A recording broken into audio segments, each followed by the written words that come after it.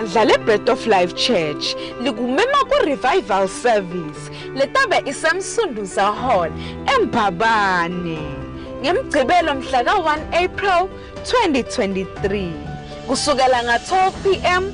kuya ku-3 p.m.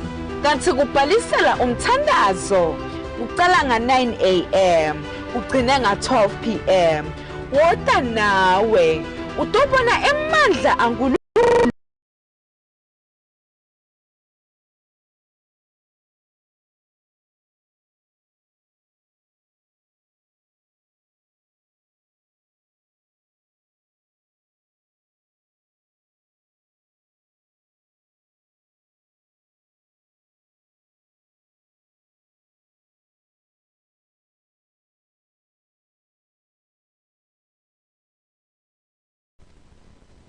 symptoms.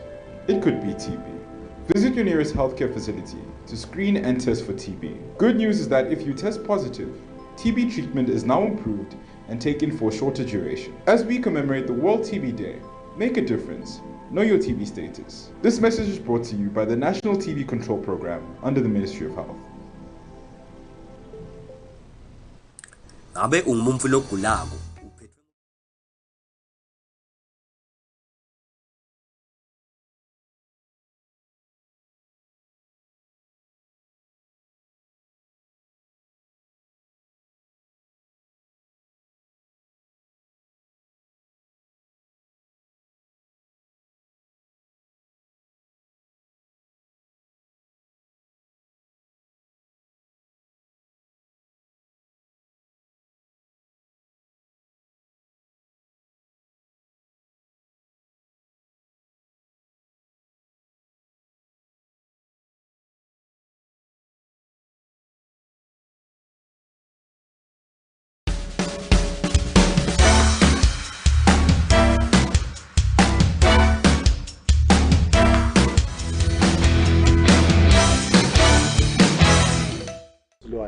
Silvosele sinemukele enhlelweni lapho sisikhona people and places. Nebenkosi enhlelweni lamhla sizabe sibuka simo se-intatheli lapha evenda kangwane kulandzela nebenkosi lenhle ukuthi sibuya esimeni lalapha ukhanze khona into eziningi asahambi ngendlela. Sibonile nebenkosi lenhle inhlangothi into emaphoyisa kunabo balungisile ukuthi sebatawenda njani nyalo sebathi ifundisile nanabo sabona emasotsheni baphakamisa. Sabona nje inhlangano sethinyenti kakhulu amabhizinisi nebenkosi lenhle alimala nanawo asaqala adivikela. Umbuzo ke uthi intatheli dona ingabe thamba kanjani. Bekuneneke lamhla ngicele lo president weSwaziland National Association of Journalists nebenkosi lenhle lapha babe Welcome Dlamini. Kanike bengumemile lapha ena babe Bingo wakambingo nebenkosi lenhle ngumbongeni wakambingo lo yena aphethe i-editors forum. Manje ngekubambeka nebenkosi lenhle solo besimbhekile ukuthi utawuvela solo nani akavele sibona ukuthi asichubeke ngoba mhlambe sekukhona indaba letinye lezitimgijimisa. Mhlambe ngene ngicela ubafusele emakhaya. Sivusele endlini sibonge lelithuba sivusele ebabukele emakhaya. Manje nje kubhlungu nje ukuthi besakasaphumeleli babembingo kuba khona lapha ngoba kukahle usinakhuluma izindzaba sitinzatseli babe khona labahleli ngoba labahleli bona cishe babaphathi bethu le emisebenzini lema newsroom. So nasikhulumisa izindzaba la vele batawudzingeka nabo ukuthi babe khona ukuze batophendulela nabo ukuthi kusebenzeka kanjani. Qiniso dlamini empeleni angithi ke nyalo sindawujika nami ngihle ngiba ngumhleli ngoba nami ngifike kube ngumhleli kaTshane lesi soveze i-complete le circuit. Kunjani nakunjalo Khosi? Ya ungakhona kuyiphutha iphendula mhlawumbe letinye takhona asethemba ukuthi tawuphenduleka noma kanjani ngoba sosinjengoba sesisobabili nyala nawe ngithathele nami ngithathele losho nje le order lesitawuhamba ngayo lapha ifuna athi nawe uhlungubuta lo ngibuta kona nami nhle ngikubuta kona kodwa nje kakhulu Nkosi sibonile simo lesibuya kuso mhlambe ngabuta sinine njengesinatshi ni-affecteka kanganani. Asibonga Nduleni lesimo nasingase nje sithathe sibele emva kancane before kuqalele simo se political unrest siye kunase COVID uthi kwaqala lapho ukuthi ngathi kunekuphazamiseka lento ekusebenza letinsatseni sayakunalos bese sikubita ukuthi is the new normal where bese ngasethi khona emsebenzini ongemalanga lamanye ama assignments singakhoni kufinyelela kiwo because of lama COVID precautions bese kakhona abekwe nguhulumende ukuthi sisebenza sifike la sihamba sifike la ikakhulu kade nje nawubuka ebusuku bese kunema curfew ungasakhoni kufinyelela emsebenzini so kwase kubana nokuintroducewa usibaphathi bathi sesisebenzele emakhaya isikhathini esiningi which was kwaba into lenhle because yasifundisa kusebenza lokuhlukile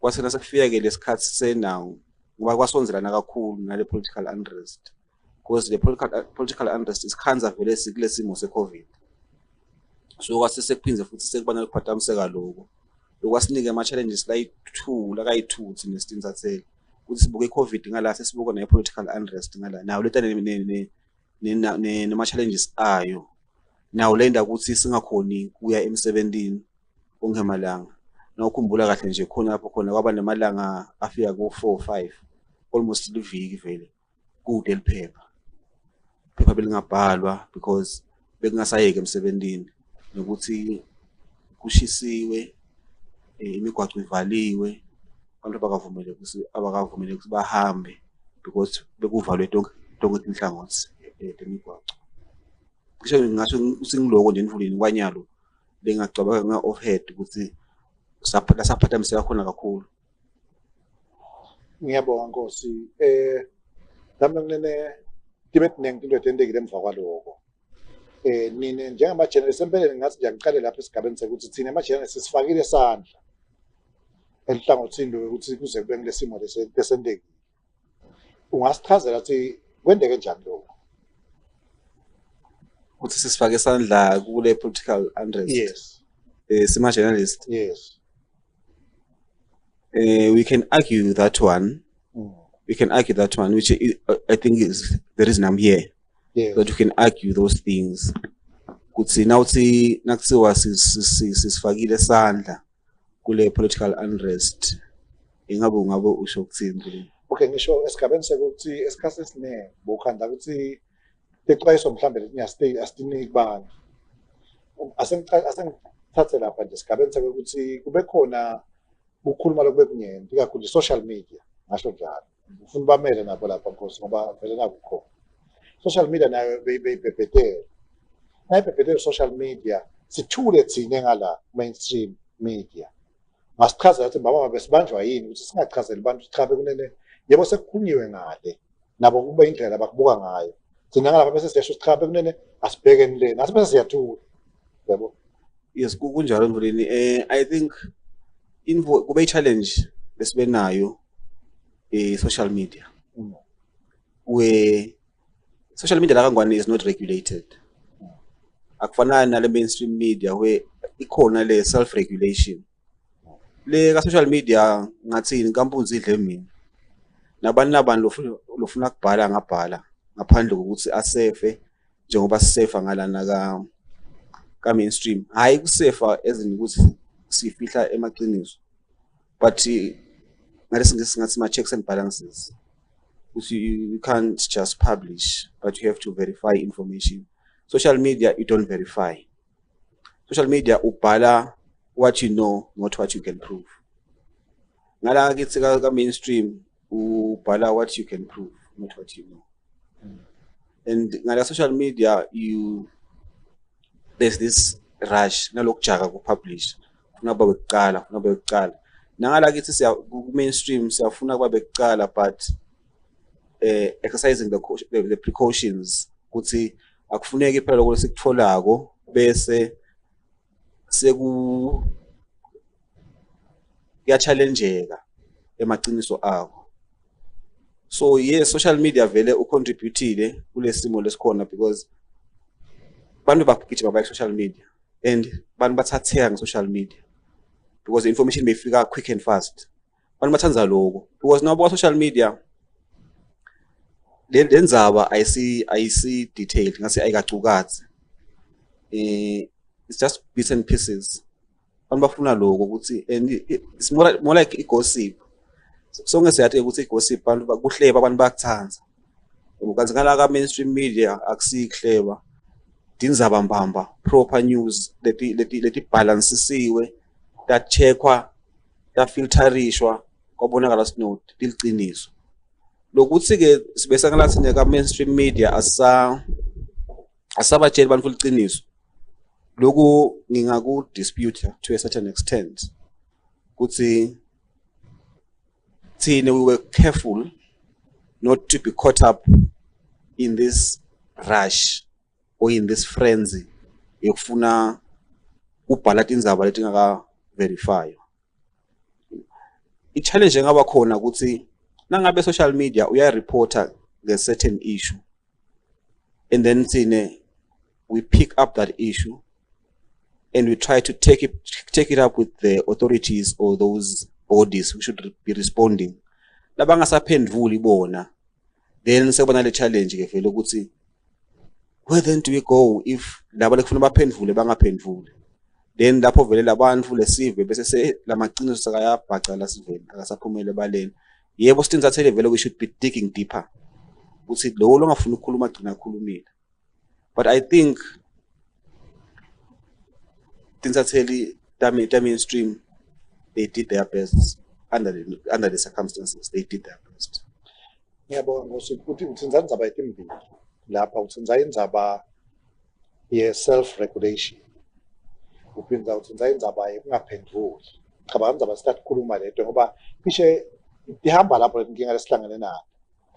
Asesibuye lapha kunayindzaba ngibone EU Parliament ikhuluma indzaba yokuthi kude freedom of the press live kangwane. Vele kude the freedom of the press. It's very concerning in Ndulini if they say that without saying kusiba khulumena bani, because they should be talking to us on the ground.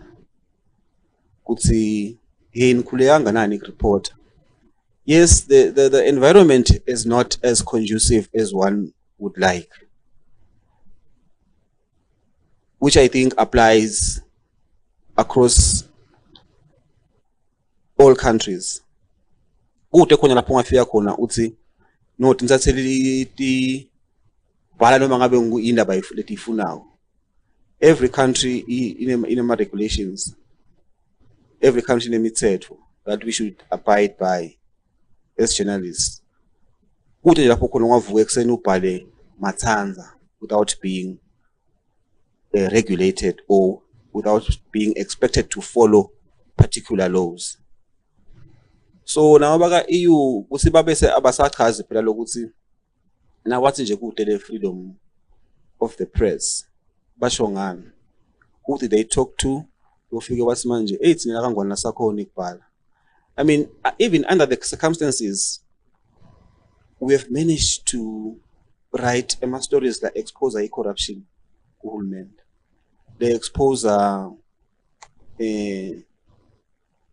laziness, they expose misconduct, that exposes a lot of other things. The shortcomings are whole man. In even the private sector, it's not just government, even the private sector has been exposed many times in the local media.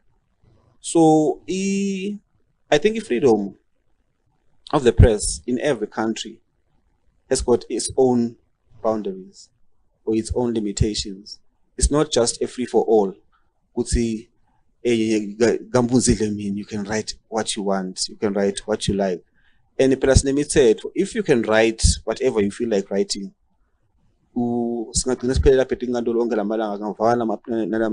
media houses, because the freedom that you exercise shouldn't infringe on another person's freedoms. So exercise the freedom, but then not to infringe on the other person's rights or freedoms. So the local EU will say, the freedom of the press is debatable. We can argue with them, let them come forward, present their case, and let us present our case.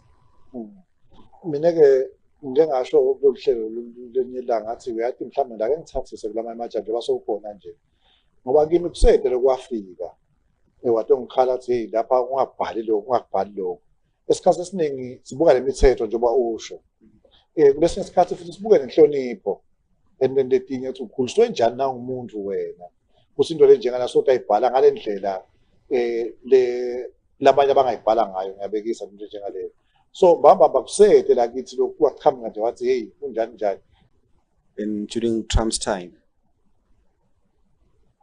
But you would never see or hear them screaming, would say security press freedom in the United States.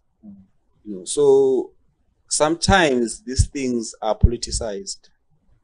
You know, yeah, well, we all would like to write whatever we want to write, but nobody because information is power, and if information is used carelessly, it could destroy lives, could destroy a country. You know, so let's be responsible in the reporting that we do, not to destroy, but to build. You know, media is not for destroying societies and communities. And if you are irresponsible with the power that you have as a journalist, then you destroy a country.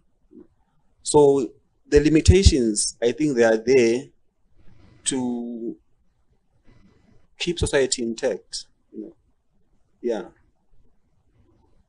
Ngiva kahle ngosi sesibuya kulahlangosi lolunye loyitekile ngosi lokuthi esikhathi esiningi i-social media iyabhala bese soyesuka nawe umuntu lomuntu uyathi nasengiyobuza ukuthi baba kuliqiniso yini lokho bese sekubade lokukhuluma kwesayidini awuyiqhubeke lenza leyo. Yes, kukhona ke vele lokho, especially on the part of most of the time it's government. I think it's even the world over where governments are guilty of that. They run away from journalists as opposed to running to journalists, because the best way to address issues is to run to journalists, not run away from journalists. So whenever a journalist comes knocking, you should be welcoming and willing to talk and engage with the journalist. There's no bad publicity. Every publicity is good publicity. So if an issue like corner, the address, but then it becomes a challenge where you pick up an issue on social media and you know who should be responding to that issue. But then they duck and dive. You know, I think political unrest, one of the most major downfalls was the unavailability of a voice from government during that time. There was like this blackout. No one wanted to talk on the part of government. Yet people wanted answers, people wanted responses, and they were not forthcoming. And no one wanted to talk. It was like government was headless. You know. So that was the pain that I think citizens had to go through. There was this uncertainty, because when there's no information from government, when there is no voice from government, there's then this uncertainty. You know, if you'd remember what in I think it's the Minister of ICT who had to go on radio as an sort of an emergency to sort of apologize, extend an apology, you know, which is a story for another day. But at least she came up to try and say something, because there was this vacuum.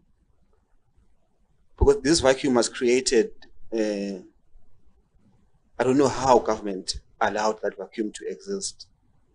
Because during my turmoils or during my conflicts, the most important weapon is information, is a voice. And if you don't exercise that voice, then you'll be hammered left, right, and center. Like it was happening. Government was being hammered every day, every second, and there was no one talking on government's part, and journalists didn't know who to talk to. You know, no minister wanted to talk. The government press secretary at the time, I think they had challenges. but there was just no voice. And then if you look at the, I'm sorry to say this, but if you look at the national broadcast stations, they also didn't come to the party. Which then, if you are a person who Makhaya and you're just depending on the radio, as most people are dependent on the radio for information, they were not given the true picture of what was happening. They didn't know what was happening. Yet you could see what was happening. So that vacuum, it contributed a lot to what happened during that time. Ngiyabonga Nkosi wayiteka le ndaba kakhulu ngoba vele sihlangana naleyo nkinga leyo ekutheni nawuthi ngotha ukhanda silomuntu uvela akafuni bamba lokukhuluma lesinye isikhathi uyakubalekela. Mina ngaze ngafika esigabeni sokuthi uyati nalapho dangisita Nkosi kungikhipha kuleyo nkinga leyo. Labanye bakhona ukhanda ukuthi badangalazile. Bayiva nendaba yala ngesheya lomfuko. Kanibona bangala. Lokunye lokho Kwesibili labanye bakhona bayesaba njalo kuvela ngoba bese kuqala ukuthi na ukhulumile mhlawumbe sokuthi awudutshulwa. Ngafuna kuva ukuthi kuwe i-answer ngu-A noma ngu-B. Na ucabanga wena yini the reason bangathi bangafuni ukukhuluma? I think koyi-2. Kwecala lokudangalaza. Ube ngala nangala ungafuni kuthatha side. Ungathatha side and then be proven wrong. Lenye ngilokwesaba. But ikakhulu kade ngilokwesaba. That's just that fear. Ukuthi nanga singakhuluma then I'll be in trouble. Which was understandable to a certain extent because umuntu uyayisabela impilo yakhe. Yena ukudangalaza nako contributed, yes. Ngiyawungena Nkosi ngisatawu yana kodwa lokho. Ngina usatawu ukukhulumisana lapha Nkosi. Kodwa ke ngisafuna kubuya kulesigaba lesi sekwesaba. Mina nginesimo lenginaso even nalamuhla. Empeleni kuhamba ngisho emgwaqweni ngihamba ngasaba ngendlela ehlukene. Kepha ngivile ethi wena mbamba kwanyalo usenga awuhlali ngisho kakho. Sithi ngisimo sakho nje lamuhla. I think Sonkhe S'khatsi ekusabeni because the situation is still not it hasn't settled. So now kwesaba Sonkhe, our lives have been threatened in one way or another. It's been threatened. Kwami ku open, stay in the open. It's been threatened. My employer is very much aware of that, and they've supported me. And it's not me, just me alone. I'm 17. Some of my colleagues we've been through those threats, and some of us are still living in those threats. So it's not a comfortable position that I'm in with my colleagues, and it's a sad thing. It's a sad thing because I'm 17, but then if you can't work freely, like we're supposed to be working freely, which I think is what the institutions like the press freedom should be looking at. Maybe it's from government only, they will suppress the journalists, but which other parties then are suppressing the press freedom, so that these things could balance. Yeah, gonna vele the simo la nyalo nje ngingabona kubhala kusengase kune calm, but there's no calm. Emotionally, we've been damaged by this thing. It will take us quite some time to recover. Ngiva kahle Nkosi nje uyibeka nangesingisa sengibekele lapho beSiswati bekunene lobachaza lapha umlangeni kumadima ekulomhlangothi lwethu ikakhulu leTjintja Channel ngoba kusebenza khona kulukhulu kakhulu ngasimase ukuthi wena kufuna ukukhuluma leqiniso. Uma ukukhuluma leqiniso ukhanda ukuthi alisimnanzi inhlangothi lehlukene. Lukhona ke uhlangothi loluyekelako lubuke nje sikhama mhlawumbe lokwekhulu. Lukhona uhlangothi olunye ngalapha lona vele utshele kahle hle sisidakubulala. Uve vele sichase kulungisiwe lesinye isikhathi vele nasemgwaqweni ugijinyiswe nje ke mhlawumbe uphunyuke ngendlela ephunyuka yimo lesibhekene nato leyo. Kepha lapha ngifuna kuya khona Nkosi kwekuthi Nanku kunebantu abaqashelwe ukuthi bakhulume bahola imali kuhulumende futhi lenkulu kakhulu nalethu nawe kodwa bona bafunda ukukhuluma uyayibona njengale yini likhambi lelingentiwa kuze kuthi manje bakhuluma empeleni asengiqale nje la esigabeni seke ukuthi ngicela nje mhlawumbe sidumise ukhona labanye labakhulumayo Nkosi babe bathathu engibabonile mina ngubabe Alpheus Nxuma cha usukumile babe Nxuma lo wakhuluma bahle bamvuthela nje nokomnguni eNingizimu Afrika kuphinde kube na DPM babe Masuku nayo sibambise thina nje la ka Channel Yemaswati bese kuba na babe Sihle Dlamini naye lo sukumile wakhuluma ikhona yabudgetelwa so uyabona uyathi bayeva labantu usinali iqiniso mina ngeke ngibathathe labanye ngibabeke la ngeceleni bese iyatewa ngilapha ngiletha siletha nawe lapha ngizaba ne dialogue uthi mina nang investigator ngikhadzele wena ke Nkosi asosichazele kabantu ukuthi ngeke babone uhulumende ukhona asikhona nathi ukukhuluma nathi ke media lapho siyakhona ukuthi okay asisinze lapha nalapha le university ifuna ukustayithola kuma basibakhulumise bathi awuphendula unlike lokuthi ubathi ufuna ngala kude lo takhuluma ngiyabona Nkosi mina nangibuka nami ngendlela ebengilandzela ngayo kude lengamblame kwasho Major V indoda lesisebenza nayo lapha ukuthi you cannot blame somebody uyabona ngoba esikhathi esiningi na utawukhuluma indzaba lengesiyo wena Nkosi uyiteke mhlambe wena ngilendolo uyibelieve kuthi iqiniso ngoba mhlambe nawe uyivenga lomunye umuntu kanjalo so leyo ndzaba leyo ugcina soyibona iqiniso nawe mase kuqhamuka umuntu akhuluma lokunye vele uyathukisela nawe ungaze futhi vele umshisele kuba vela wathi uma ngabe sekutawuqhamuka lomunye asakhuluma leqiniso so bayaqala abantu bayabona ukuthi hayi manje asesiyibuke kanje bayibona njengaleyo ngilendlela ngiyibuke ngayo mina ndzaba le ukuthi we cannot blame somebody kulesimo lesi kuphela si somebody else was supposed to stand up and talk uyabona nayo lenkinga lesilethe la kulesimo lesikuso kukhona lababinza futhi ke labanye ababinza nganako lokukhanza ukuthi mhlambe kugcwala nje yathi ke vele angeke ngiphendulane nawe mina uyabona njengaleyo kanti lo muntu mhlambe utawuhamba bese enhlitweni yakhe uyabona njengaleyo bese sokuphila lempilo niyo ke indzaba leyo sengibuya kunasigaba nasi ke Nkosi lesinye lengikukhanzile mina mangikhulumisa indzaba edalo angathi mina manibuka nyalo live lonke liyakhala Nkosi ukuthi dialogue solo kayithi mina ke bese ngithatha lolu hlelo ngiyalibuyisa lapha kubuka ukuthi baba siyokhuluma ngani kudalo manje ke mhlambe lelibandla lamali kabili nengakhulu ngesimanga ukuthi ngiyabesaba kakhulu labancane ngesimanga sokuthi inhlonipho ivamisa kuba incane kakhulu ukuthi mhlawumbe iyavela nje esithube dididi basho njalo bafana so ke ngisebenzisa kakhulu bandana sho lengicabanga ukuthi usebandleni lelikhulu lelisebenzayo lendzaba le senasikhuluma naye impandlana ngakhanza ukuthi indzaba labayiteka kubateka indzaba ya 1973 bateka indzaba ye-constitution ukuthi ngiyona ndzaba lekufanele yotekwa le ngakhanza ke mina ukuthi nenkinga lo ngesimanga sekuthi phela nakufela i-constitution nga-2005 bese yo-addressa lama-issues asemuva bengitshela mina sinakukhulunywa ngokutawutekwa indzaba yanyalo kusukela ngaJulayi kuya embili angathi wena Nkosi ukuthi nawubuka yini leyo yokukhulunywa kudalo Mthulile, I think it's in Ntjintja Channel.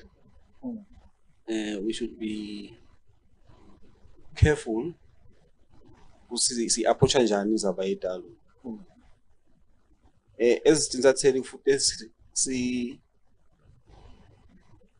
sibise the aspects ekufudalanzelelwe for the dialogue kwekuqala nje kufanele sikubuke ukuthi phela live in a constitution so whatever noma indlela kwendako live kufanele landzele i constitution so ngekubuka kwami as a journalist kufute ukuthi kulandzelelwe i constitution bungoti bekuthi sitoba ne dialogue outside of the constitution ukuthi lo munye umuntu can go to court ayengandola fika athi ngicela kumisa na dialogue lekuthiwa ikhona naye ngoba ayikho constitution and alwine imiswe. So as Ntjintja, I think very, very critical to bring a consciousness to bantu ukuthi if we want a dialogue, genuine dialogue, njengoba beshido le SADC ukuthi kufuthi kulandelwe i-constitution kule dialogue. Lokuthi ke le dialogue kutafike kukhulunywe iphi indzaba. That's a story for another day, because nase ku assembly shiwe mina angifuni mina ukuthi ngifike ngikhulunyelwe. Ngiyabekisela ngami as a citizen. Ukuthi angifuni ngifike umuntu afika athi manje hayi welcome ufuna inani. No, futhi kube ngimi lo show. Angifuni ukukhulunyelwa. So lokuthi sokhuluma ngani le dialogue, I as an individual should have a contribution ukuthi go dialogue wangani, as opposed to ukuthi kutaqhamuka a group from somewhere ithi yokhulunywa ngana subject nayo. Because mina what if mina it's not what I agree with. La kangwane, as far as I'm concerned, kuna lemvu ye individual merit, still individual merit. Ukuthi mina kufuna sami ngane constitution, still individual merit. So mina as an individual ngithini yini lengifuna ukuthi addresseke mina as an individual. Angifuni sikusasa bese ngiblame lo munye umuntu ukuthi wathi unafika ngikhulumela into bengahambisani nayo mina. So I think as journalists, you know, what we should bring forward is to guide the people who say, okay, these are the legislations that are in place. The constitution, the constitution itsini.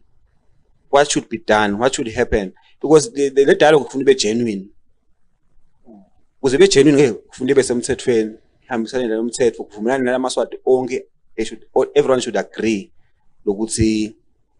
No, siyavumelana sonke vele sokhuluma na indzaba naye kule platform, kufanele ube na platform naye, you know.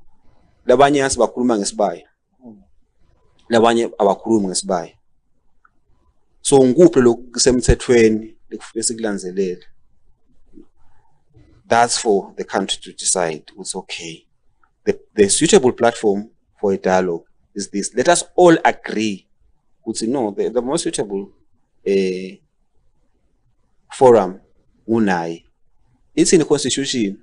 Because now the statement says that the constitution if the parliament cards. You know. So a parliament ngatukuthi representa onke maswati. So now all the sikhulumise. Because nyalo nasikhuluma ngale dialogue le parliament injaba asifaki. Kazi nayo kufanele siyifake phela ukuthi okay le parliament yini role yayo kule dialogue. Le sibaya na yini role yayo kule dialogue. Which other platform is catered for kule dialogue in the constitution? Because ngivese kukhulunywa la ngendzaba yevusela. Kuthi takufunekiwe lemangweni kotholakala imivo yebantu. Is that in the constitution? If it's in the constitution, it's manje futhi kwendiwe kanjani. Those are the aspects that we should be bringing forward as journalists. Ukuthi constitution ithi kune vusela hamba kaso bese kuba ne dialogue nesibaya sibaya sona hamba kaso bese suka lapho sibaya yensekiwa eparliament khona hamba kaso. Those are the things that we should be conscientizing the people ngako. Ukuthi bathisa so kuhamba kutahamba kaso nebekunene enzabani. Siyabonga kakhulu Nkosi. Nebenkosi lenhle sehlelo lapha sisikhona people and places. Siteka indzaba nebenkosi lenhle tema journalists. Sesihambe sahamba safika nakupolitiki nebenkosi lenhle sakhuluma ngayo idialogue. Indzaba lokukhanya ukuthi abantu abaningi bayi-understand ngendlela ehlukene kakhulu. Empeleni kuze kube nenkinga nasibuya konje lapha break nebenkosi lenhle ndake ngibuthi umlanga ukuthi Mbaba Mamba yini le dialogue ngoba mhlambe siyadialoguisa nje sonke nebenkosi lenhle sathi ukuthi Mbaba Mamba yini esikhuluma ngayo. Ngoba uyubaba uyamlalela umuntu ukuthi le dialogue yini Mbaba Mamba uvethi cha akade lutho. Uhlelo nebenkosi people and places. Igama lami ngiqhawe Mamba lapha e-Openhouse Hotel. Siyabuya.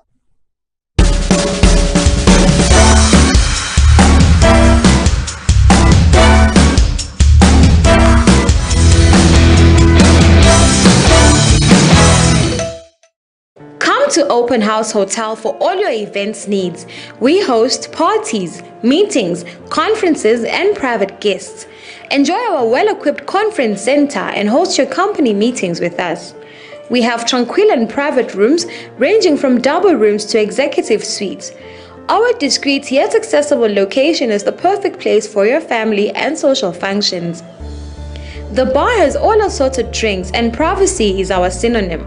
Call us on 7607-7069 or 7828-7878 or send us an email to events@openhousehotel.com or reception@openhousehotel.com.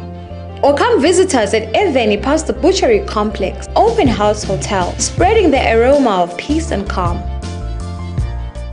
Libandla le-Bread of Life Church likumema ku-revival service letabe isemsunduza hall eMbabane ngemgcibelo mhla ka-1 April 2023 kusukela nga-12 p.m. kuya ku-3 p.m. kanti kubhalisela umthandazo uqala nga-9 a.m. ugcine nga-12 p.m. Wota nawe utobona emandla aNkulunkulu asebenta empilweni yakho. Kwathi kabanti shayela nathi tinombolo lotibonako. Mina kwenzeke 2021 ngagula ngandlela isimali leso. Ngahamba ngalesibhedlela bangifaka kwi-dialysis. Dialysis mhlawumbe ongayazi i-dialysis naku namanje nananga amapayipi angifuni ukupraise umuntu yabo ngipraise le product le anginika yona la ngifike ngamangala khona udokotela umbuzo uthi wa improve kangaka namanje ngisadla leyo mbiza angazi ukuthi ngayibiza ukuthi imbiza bani kodwa nje oxygold bathi oxygold ngiyajabula. And emva kwami lapha baningi ade sebele bayajabula. Mina lokhu nje ngiyakhipha mhla 7 April. And together we'll lift the name of Jesus. And together we'll sing.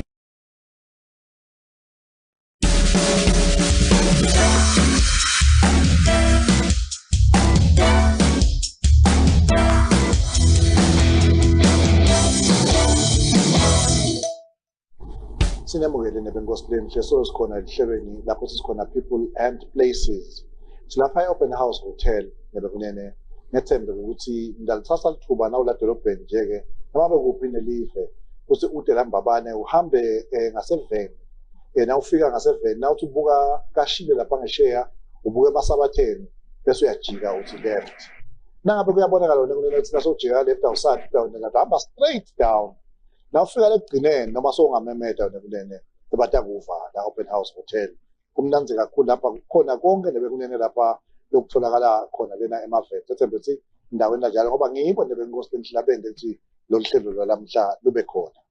Bangwane sibonga kakhulu lamhla lapha ukuthi siphethwe ingase sikayena lapha i-journalist lesetulu kakhulu nebenkosi lenhle highly experienced engibaba Welcome Dlamini ophinda abe ngu-president nebenkosi lenhle wayo iSwaziland National Association of Journalists.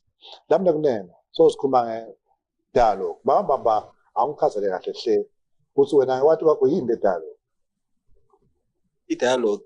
I-dialogue mina ngathi we are supposed to be dialoguing every day. Ku-dialogue ukukhulumisana nibantu ukuze nivane. Nangabe kunaleyo kungavani dialogue ukuze lokho ku-reacha a common ground on various issues. Izaba etiningi because ngesibone ngasolinye every day etinveni, but if we engage sigcine sivumelene reaching that common ground. So dialogue bantu abangevani bayadialogue nabantu abavanako bayadialogue. So dialogue kumina as far as I know ukukhulumisana on various issues to agree on a particular issue. Kufana ngathini nangabe nje ekhaya kunengavani ekhaya with your family nabantu abakho niyahlala phansi nikhulumisane uvakala simbani lokhala ngani ubani lokhala ngani uzosi-addressa onke lama issues esikhala ngawo thina nabanye singenda njani sifike kulelo phuzu lapho manje ngathi kukahle la singavumelana nganawo sonke noma ngabe awusi 100% happy but reaching that common ground so okay at least we can compromise because vele ku reach a compromise so we can compromise sonke ke okay asweleni la so give me dialogue ngiloko yeah na ubuka wena ngosinyalo njengoba ukhuluma singafani na ubuka la kangwane nyalo yini lesingafani ngayo kakhulu okay mina lokukhona nyalo simo lesikhona kakhulu what is a political thing because the imbo lekhunywa kakhulu it's multi-party versus tingula. That's the thing. That's the common talk. Dialogue on issues of who introduce a multi-party democracy and doing away with the Tingula system of government. That's the fundamental. As a journalist, observation is that call justified? Because yaqala kadzena isiyanyalo ningathi wonke umuntu ufuna alalelwe vele ukuthi akakhuluma whether you agree with that person or you don't agree with that person, but listen to that person ukuthi uthini, why athi ufuna lokhu lakufunayo wena, why uthi akulunge lakufunayo, and then talk to that person, engage, reach common ground. Njengoba ngisho lo dialogue kwaloko uthi nine nithi nifuna lokhu sine sinokukahle lokhu, let's meet and see how we can merge the two differing positions to get to a common ground. Who justified or I say justified, but everyone deserves to be listened to. Ngiyabonga ukuthi ngiyabonga futhi ukuthi uqhambisa kanjalo ishoko ungasoyinalo shutdown lula ke wena ngoba mina lokho kube kungiconfuse kakhulu ukuthi khona abantu abafuna iprime minister lokhethiwe, bafuna prime minister lobuya kubantu, ukhona labangafunde yonke le tinkundla system ayibona njengale, ukhona abangafunde naloko empeleni ngiko lokubanga nabona labantu nasoba bathi yabalalelo yababuta uyeva icon asiteki yona yinye indzaba, siteka indzaba ehlukene sodwa uyabona angathi uthini lapho kwakhuluma babe colleague, senior colleague Bheki Makhubu, editor with the Nation magazine. Nagathi this was hijacked. He's saying that because ekuqaleni the issue raised with parliament was ukuthi people want an elected prime minister. Ngiloko lokwaqala nje ukukhulunywa ukuthi abantu bafuna ukukhethela ndvunankulu. Vele kwahanjwa nale nangileyo kwase ekhathi kwashinjwa kwase sekuthiwa no asisafunje lo hulumende wetinkulo sesifuna uhulumende wemaphathi. Lokusike sekushintsha nini ngilobe bayakhuluma ngako Mr Makhubu ukuthi seyibe seyahijackwa kenyalo lenango from the 3 MPs, from labo MP labang 3 lo babe bacede babe Mthandeni nabamagawugawu bese yahijackwa ukuthi no senigijimile nayo madoda seyingangathi nyalo ayisasingangani, you know. Now ngiyacabanga ukuthi they were taken by surprise, but kanti seba swimmer in this tide ukuthi kanti sikuphi lana, and that's where we all saw ukuthi how seyishintshile. It's no longer about an elected prime minister. It's now about multi-parties. Proof it is over journalism. Awubhali lokho lokucaniswa kwathi konje ubhala lo ungakhona ukuprove. Kuba laba ngaze namhlanje awuprove lengulo lokukhuluma ngayo. Ngeke kube nayo le proof. Ungakwadi ukuthi kunenivole njengale. Konje can you prove? No, you cannot prove. So until you can prove, you cannot then accuse someone. He who alleges must prove. Mushito wena wathi talk about multi-party democracy against inkundla system of governance. Now cabanga wena inkundla democratic yini? I-constitution isho njalo isho njalo i-constitution ukuthi i-democracy I see there's no one formula for democracy. Singasho kanjalo. China, it's a one-party state, but actually it's about democratic. It's a one-party state, but actually it's about democratic. Uthi ababuta ni democratic ngani? Bakuchazele ukuthi it's democratic ngalokuthi kule one-party state nasiya kusiba nenawu ne-Congress. Nasifika lapha sifike sivote ukuthi umuntu abangu-president into abangubani bese i-democracy yabo bayidefine kanjalo bona democracy yabo ngiyabekisa. Udalenye live futhi now let's just notice it's democratic. Insurance bathi no state democratic nganako. Ngoba nasingathi nje sibuka lama democracies across onke lamawe. Esibuke nje democracy yase United States of America. Lekuthanda ukuthi benchmark ngayo emhlabeni. So we know that's the perfect democracy. Konje if you remember ukuthi nakuwina nakudliwa Hillary Clinton. He actually had the most votes. She actually had the most votes. But ngalokuthi kunale electoral college, that's where she lost the election. Despite ukuthi the majority had voted for her, but she lost because of the electoral college.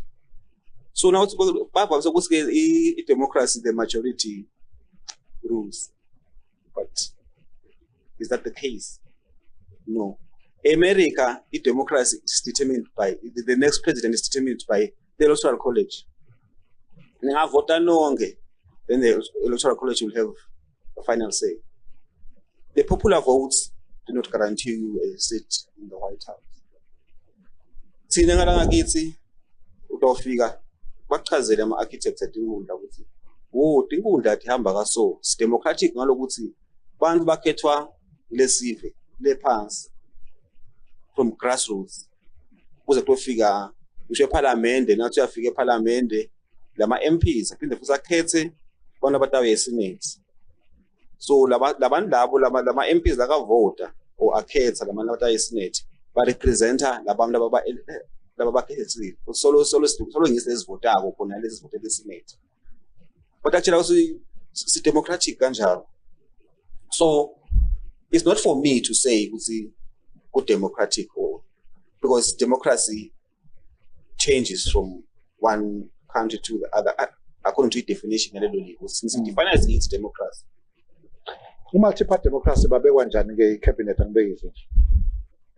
Ba appoint amapart. Leyo party le winele lekhethu. Ngiyo le appointer icabinet. Lokusho noma mhlawumbe nalama MPs nawa appointwa kanjalo. Ema MPs avotelwa abantu. So uvotela le party angithi. Okay. Bese then le party sekhetha bana abataye eParliament. Ngiyabona lo nje mina nje bangiqhamuka lenkoyoyo ungakhanda ukuthi bangithatha bangibeka bang MP wasenhlangano. La ungathi nakho. La ngazange sengibathi nakhona. Ngiloko ke democracy yabo nabo bayidefine kanjalo na. Lena lesi siyayifuna ke manje phela kithi. Labanye labathi bayifuna. Okay, kuqhamuka indzaba eningizimu Afrika ngathi babulandzela inkosi. Yekuthi ungathi nabo sibafuna kubuya kulolu hlangothi lwethu. Ukuthiwa ndaba of ubhica kahle base bavumela ukuthi an independent can contest for the presidency. Abeka kahle lenkosi. Nalode iparty. Okay. Seyangenina lekhetho lokuthi abe ngumengameli waleli. Kusicishe kufana bafuna kucishe kufana mzanalo kwenteka lakithi. Ngoba nalakithi vele side lama party. Nakho sinakhona bafuna ukuthi bayibhice kube ngiloko ama-party. But ukuthi nangabe ude le party ungavaleleki ngephandle ukuthi no nawe ungangena uqhuthelane na president we-ANC ukuthi ufuna kuba president we-leave. Naku laba ku phasisi. Ngeke ngaba ne interview naye babe magawugawu ngoba besoso bayahamba i-argument yethu nayo ukuthi ungasenza abalena ibhekene nemnotho futhi ikakhulu ku-service delivery. Sahamba sefika lapho ngathi ikakhulu my argument was angikubona kuyipolitiki kakhulu lapha mhlambe i-service delivery. Wena nawe ubuka Nkosi ngangitheka yona noma mhlambe nami ngiyanhlanhlatheka. Unganhlanhlatheki uteka yona ngoba uze kusibani bakhale nge-political system kusuke kude le-service delivery. Even lapho khona service delivery is 100%. Noma ngaba nento kuthiwa i-dictator udoda ukhala because tonke letimvo tabo dienetiseka kunemgwaco lo perfect emanti ahlobile bantwana bayafunza yonke into ihamba kahle. So bantu bese ababanenzaba nalokuthi the political system lesikiyo ngiyiphi bona bafuna ukuthi sihle njani la even. Do I have access to land? Do you have access to land? Do you have access to education? Do you have access to clean water? Do you have access to a lot of other things? Basically, when I service delivery is 100%, you would never move akhala ngekuthi hey bathi ngathi siphethe kabi. Fana ngakho nje bantwana bakhona benedisa. Wonke umuntu ulala adlile, wonke umuntu uyakhona ke esikolweni, wonke umuntu khona gcwaca futhi afunako. Ngeke uvela abantwana abo bakhala ngokuthi hey but nababe naye man umhlezi babo uyatinathela. Ngeke uvela bakhala ukuthi babe nabo mali lelo phekunathana netingane phekunathana netshwala. Ngileni ngalokuthi they are happy under lo babo wabo labantwana. Ukuthi kude lapha akuswele. Kude la kufuna ngabo bakhala ngabo. Abantu bafuna lokho because service delivery perfects the political system eliphila kiyo. Uhulumende umemethele ku-budget speech a number of reforms, part of which ngicabanga ukuthi inkinga bekusolo kukhalwa ngayo. Angathi Nkosi ngoba phela wena vele ufocusa nzulu kunami usemncane Nkosi. Nawe ibona budget speech yalo nyaka kukhona lapha isibhek sakhona.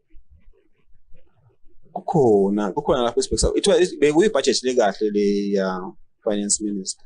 Now move on asakayichaza. Sekuthi ke when it comes to execution kutoba njengoba bekasho yini. Ngoba cishe ukhetharishe tonke inhlangothi even lama economists were quite happy. Nawubuka ukuthi kakhulu kade nale challenge ye youth unemployment.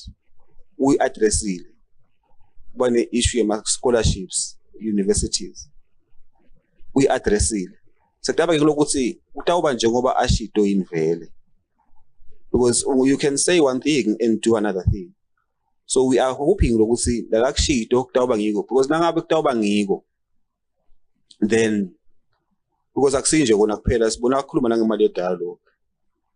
So itawuba khona ine dialogue because ngikubanike abantu full themba lo ukuthi okay na imali vele ifakiwe dialogue which is the political will to hold the dialogue, but will that eventually happen and when will it happen? Now when sabagazile bayibonile so sikhona political will then akube khona phela ayibe khona dialogue. So le budget speech ya minister bekahle even infrastructure wise service delivery is catered for kule budget. So sesibuka sekutawendeka invele la labo now lama colleagues akhe will they implement the budget as he said. Kune inkulumo lethi i-dialogue kufanele singabe ide ngaphambi kwekhetho uthinda khona Nkosi. Okay, I think kuna kulo bakavakashile wase America lo semanje now ema elections sorry dialogue that does not replace ema elections which I think uyiqedile kuthi kusemanje lukhetho ngeke bese sasigaba sale dialogue so it can't the other doesn't replace the other. Okay, so we should have both. Ngoba sekufika lesikhathi sema elections, let us have elections then we will dialogue. That's what he was saying. Do not replace the other with the other. nangabe isikhathi ama-elections elect nakufika isikhathi dialogue. So meaning because njengemuvi lokubona experience ma-politics nasakakhuluma kanjalo we actually take a lesson. It's okay because ma-elections make a government. So if you don't elect, then you have no government. Who will you dialogue with if you have no government? Ngiva kahle futhi nalokuthi ungathi mina le issue about 2/3 majority na ufuna asengibekise besateka lenzaba ya prime minister.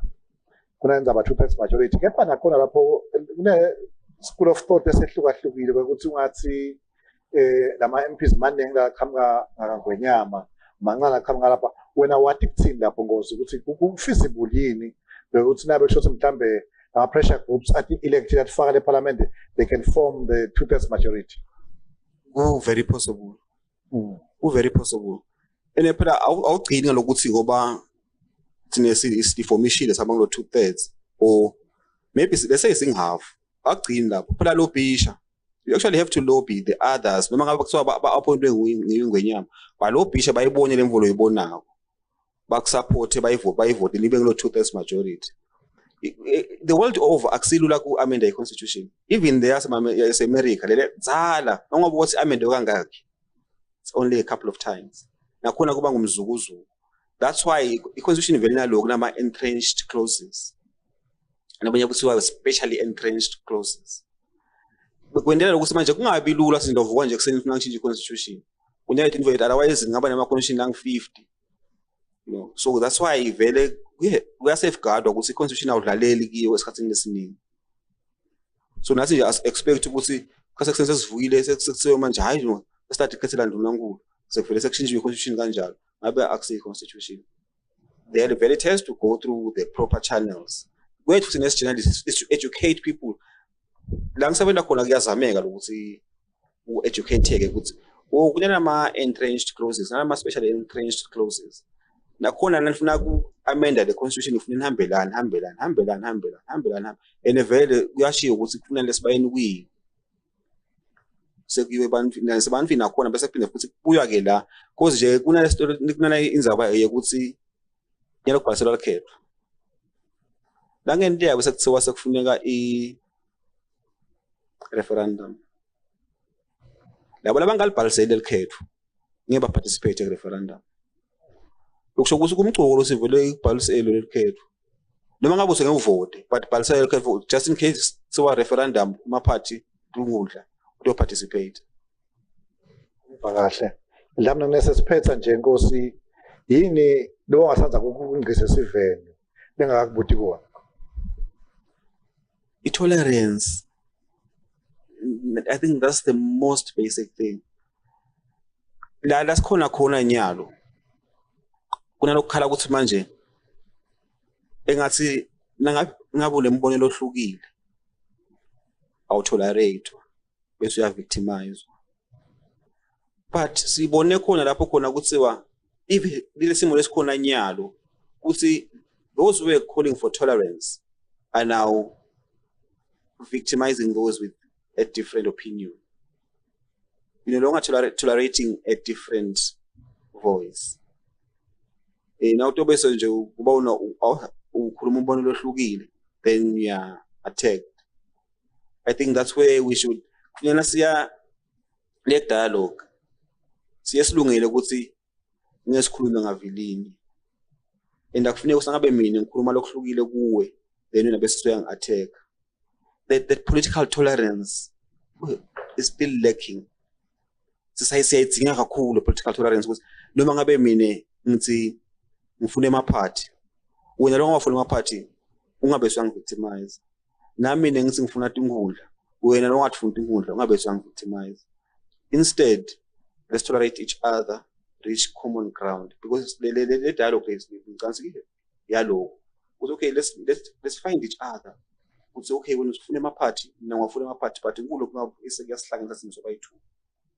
Now nje ngudemele ngiyacela ukuthi let there be tolerance, political tolerance. Amen. Angicela saluvalelisa Nkosi. Siyabonga Ntuleni, siyabonga kakhulu lethuba losiphe lona and ku encourage nje simaswati ukuthi let us love one another.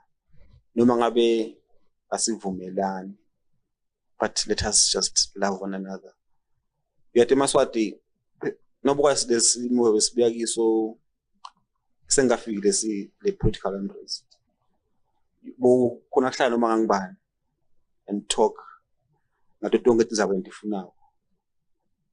Konje nyalo sengathi sesititha bani bakhalinye kanje ukuthi batitha. Ensina ngona sibancane kakhulu. Cishe wonke umhlobo yenemuntu.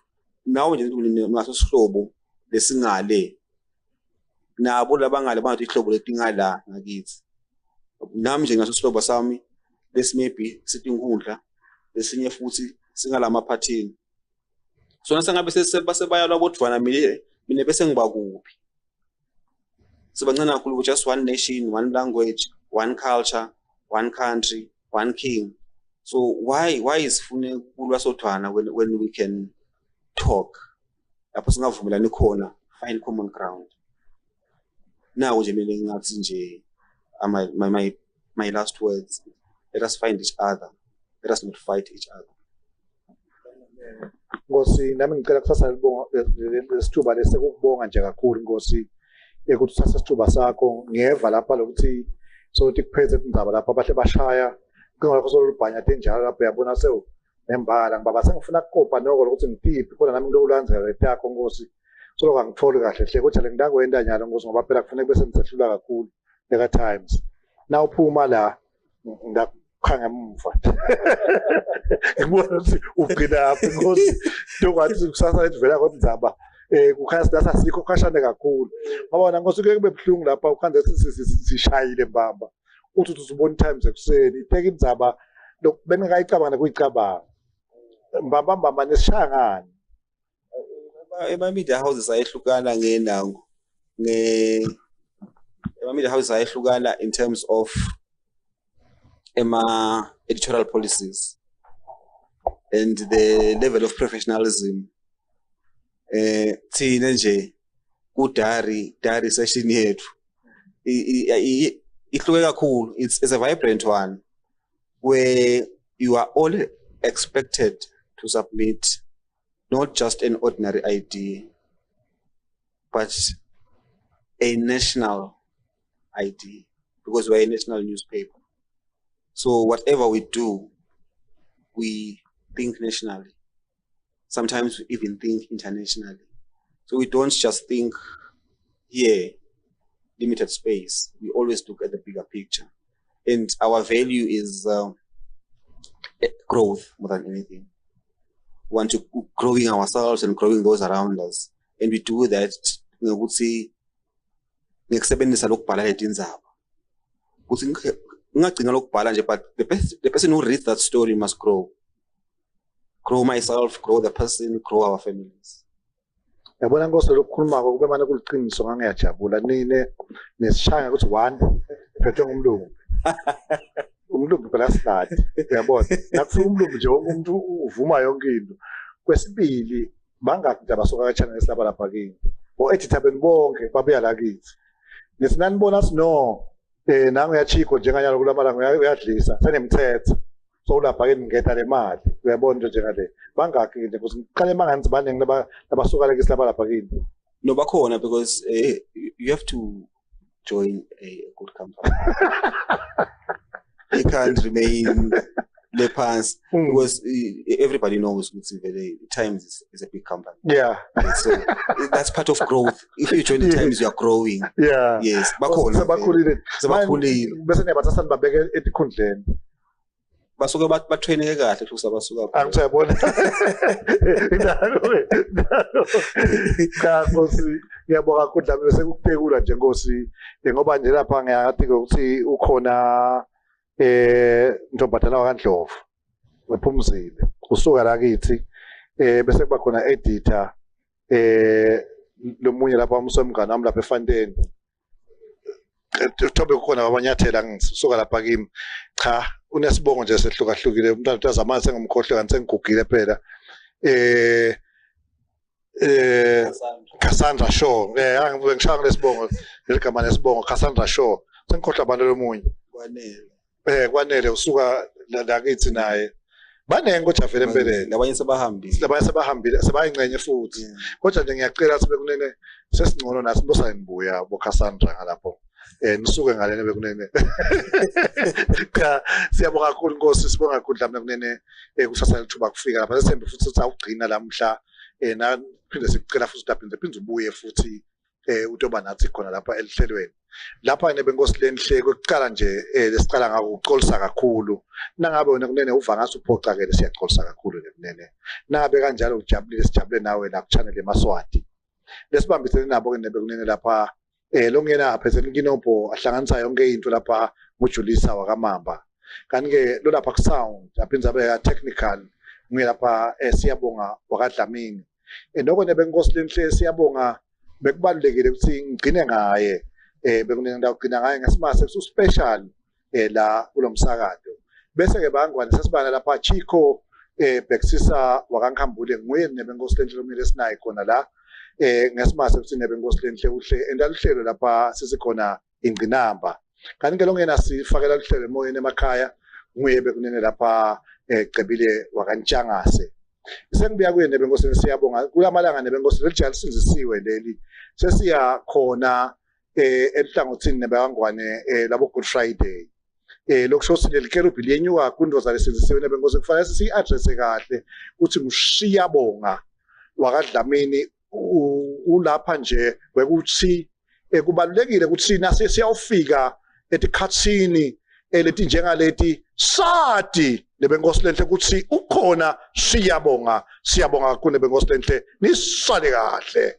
siguduza kumnyama kuhlili sigidigidi sakamaphobani Mswati ungiphiqile ngisho ngalesikhulu lesimnyama engani sibashisile abakwetele indase eBlue ngalo zithakala nqabani namale mahlele esikhwahlende kamlumbi ngani usibonile leso sikhuni uthi sakathi jikijele kangwane samlanzele edinyaweni kwasha iningizimu Afrika yongana kwayikwethuka sigodlo kaZulu kwakhangele mankengane kwakhetha umthandayo kwayikwethuka eMandebele nemaqhosa Mswati usimanga ingani ulidvala libhlophe libusheleleti luna kalisote lanyathelo amahalinyane Mswati ungiphiqile ngisho kale ngoletsheni kababe kangwane kamhlokotla ingani ihlelela ugodvweni tayihleka tinyoni tayihleka netaka amabhela kalanga Mswati usimanga ngisho kale ngungu lemnyama lembese umdzimba ingani kube embese mina mfokazana bekuyosana emambala ngithukumele Mswati ungiphiqile ingani uthebe lapho sebakuqambele manga msakanzaba wemana ngemambala ngeliqiniso